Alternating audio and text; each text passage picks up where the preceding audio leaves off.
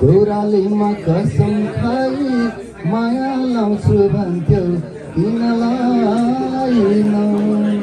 मेरो आफ्नै गीत हो, स्वर सङ्गीत मेरो। यस्तै मैले धेरै स्टाइलमा गाउने गीतहरू लभ सङ्ग।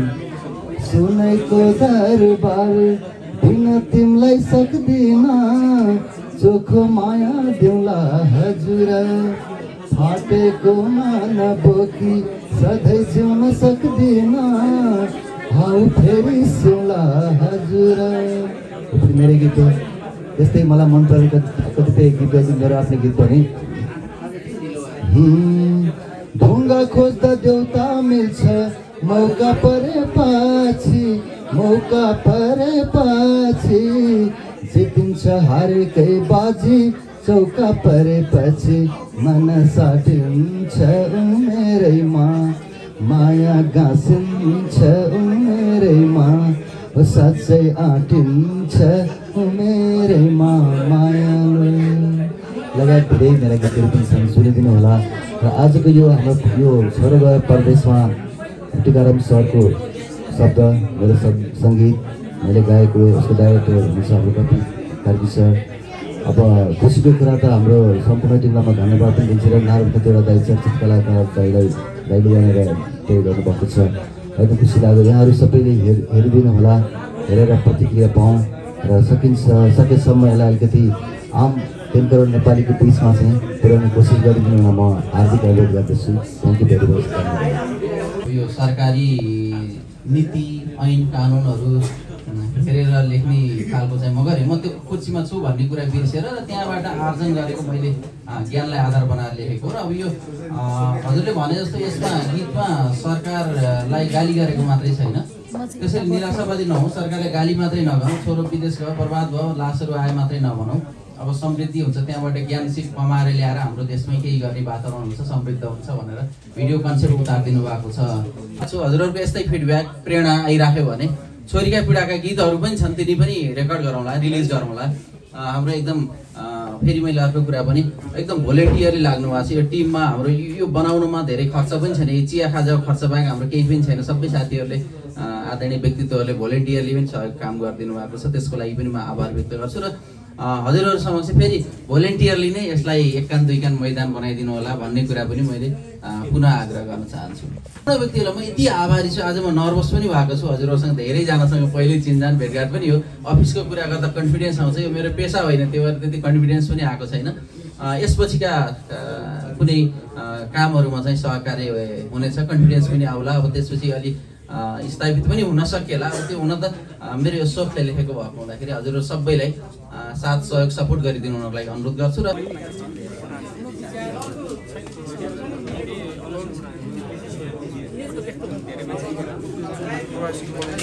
हार्दिक नमन तथा धन्यवाद ज्ञापन गर्न चाहन्छु। यो खासमा म सानो स्कुल पढ्ने बेलादेखि नै गीत कविताहरूमा रुचि थियो, लेख्ने गर्दथेँ र लेखेर सङ्ग्रह मात्रै थियो। कहिलेकाहीँ फेसबुकमा लेख्ने, कहिलेकाहीँ साथीभाइ भेट हुँदा गाउने र घरका पुराना डायरीहरूमा मात्रै थियो। यो चाहिँ जब हाम्रो डिजराज सर नारद सरसँग भेट भयो अनि उहाँहरूले मैले फेसबुकमा राखेको थिएँ, यो चाहिँ फेसबुकमा लेखेको देखेर यसलाई गीत बनाऊ भनेर प्रेरणा दिनुभयो आदरणीय नारद खतिवडाज्यूले। त्यसै गरी डिजराज पौडेलजीले यसलाई सङ्गीत र गायन पनि गरेर यति सुन्दर बनाउनलाई सहयोग गर्नुभयो। र यसमा हाम्रो कपिल कार्कीजीले चाहिँ यसलाई भिडियो पनि एकदम छोटो 2-3 घन्टामा हामीले सुट गरेर सकेका पनि हौँ, त्यति धेरै जटिल पनि छैन। र यसमा हामीले पहिला निराशावादी कुराहरू मात्रै र नेपालबाट चाहिँ विदेशमा गए मात्रै भन्ने होइन, एकदम खतम भयो देश बर्बाद भयो भन्नेलाई चाहिँ बिचमा हामीले अलिकति सिफ्ट गरेर अब हामी आशावादी हुनुपर्छ, देशमा स्वदेशमै केही गर्नुपर्छ, विदेश गएर आए पनि हामीले त्यहाँ ज्ञान सिप र पुँजी लिएर नेपाललाई समृद्ध बनाउन हाम्रो चाहिँ भूमिका रहनेछ भन्ने सकारात्मक सन्देश दिन खोजेका हौँ। यो अब आजसम्म हाम्रो व्यक्तिगत तथा 3-4 जनाको प्रोपर्टी थियो भने अब आजलाई सार्वजनिक पनि गरिएको छ। यो मलाई एकदम प्रेरणा दिनुभएको छ सबै अग्रज साथीहरूले, अग्रज दाइहरूले। यसमा चाहिँ म धन्यवाद पनि ज्ञापन गर्न चाहन्छु। मेरो आफ्नै युट्युब च्यानल खोलेर त्यसमै हाल्नुहोस्, तपाईँ फेरि पनि बनाउनुहोस्, कलालाई अमर अजर राख्नुपर्छ भनेर मेरै युट्युब च्यानल बनाएर त्यसमा आज अपलोड गरिएको छ। हजुरहरू सबैले हेरिदिनु होला, त्यसलाई सेयर गरिदिनु होला, लाइक गरिदिनु होला, अथवा फिडब्याक अब यो मेरो पहिलो कसैले पनि भएको हुँदाखेरि यसपछि बनाउनको लागि हजुरबाट फिडब्याक आओस् भनेर पनि हजुरहरूसँग बसेर हामीले यो छलफलको माझ यो रिलिज अथवा यसलाई चाहिँ सार्वजनिकरण गरेका हौँ। युट्युबमा ढकाल टिआर भनेर मेरो युट्युब च्यानल भर्खर बनाएको छ।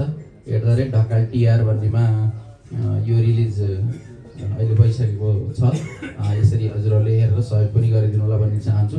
र अब यसमा मेरो अफिस र म सरकारी कर्मचारी पनि भएको हुँदाखेरि र यो वैदेशिक रोजगारको कल्याणकारी कार्य गर्ने निकायमा कार्यरत वैदेशिक रोजगार बोर्डमा कार्यरत हुँदाखेरि नै देखेको पीडाहरूलाई समेटिएको त्यो कतिपय फुटेजहरू त यहाँ हामीले युज पनि गरेका छौँ। उहाँहरूको कन्सियस लिएका पनि छौँ हामीले।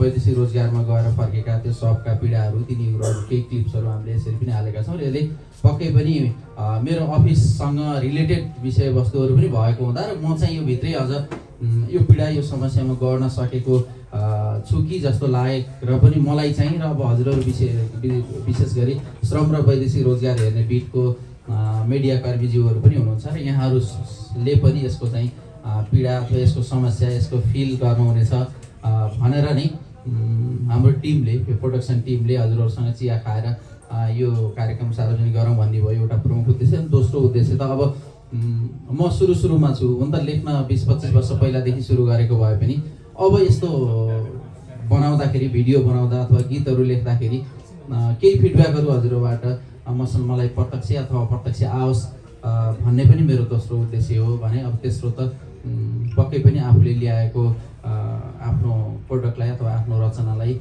सबैजना धेरैभन्दा धेरै साथीहरूले धेरैभन्दा धेरै हेरिदिनुहोस् भन्ने नै पनि भएको हुँदाखेरि हजुरहरूलाई छोटो समयमा एकदम छोटो समय हिजो बेलुका मात्रै तय भएर हिजो बेलुका केही साथीहरूलाई मेसेज गर्ने। यसमा विशेष गरी हाम्रो अभिषेक अर्याल सरले पनि धेरै सहयोग सपोर्ट गर्नुभएको छ। हजुरहरू धेरैजना मसँग पूर्व परिचित भएको हुँदाखेरि पनि साथ र सहयोग भयो।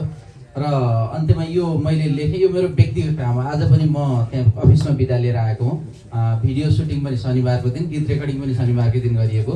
यो र मेरो अफिसको आर्थिक अथवा अफिसको मेरो कामसँग चाहिँ कुनै पनि रिलेटेड छैन। यसमा अफिसको तलब छ, मलाई दिएको तलब, त्यो बाहेक अरू केही पनि छैन भन्ने कुरा पनि हजुरहरूसँग जानकारी गराउन चाहन्छु। यसपछि पनि मैले यस्तो केही भिडियोहरू गीतहरू आयो भने हजुरहरूले सपोर्ट गरिदिनु हुनेछ भन्ने अपेक्षा राख्दै यो गीतको क्रेडिटहरू अथवा यो गीतको डिटेल्स त यहाँ छँदैछ, हजुरहरूले हेर्नु नै हुन्छ। यसको केही टिपोट पनि छ, भाइले यहाँ हजुरहरूलाई वितरण पनि गरिदिनुहुन्छ र सबैजनालाई धन्यवाद ज्ञापन गर्न चाहन्छु। यसमा केही क्वेरिज हुने खालको त छैन, तस्बिर आफै बोल्छ भन्ने टाइपको छ। केही छ भने म हजुरहरूसँग केही इन्टरेक्सन गर्न चाहन्छु र सबैजनालाई म एकदम आभारी छु। म फरक पेसाको मान्छे, फरक फिल्डको मान्छे, यो प्रेस मिट अब यो गीत अनि यो सङ्गीत के हो थाहा पनि छैन। हाम्रो चलचित्र पत्रकार सङ्घबाट पनि सराउन एकदम खुसी लाग्यो होइन। अब यो क्षेत्रमा पनि लाग्नुपर्छ कि जस्तो उत्साह पो लाग्न थालेको छ। अब यसमा चाहिँ हजुरहरूले सपोर्ट गर्नु आएको छ, एकदम खुसी लागेको छ। यसमा केही छ भने हजुरहरूले राखिदिनु हुन अनुरोध गर्छु।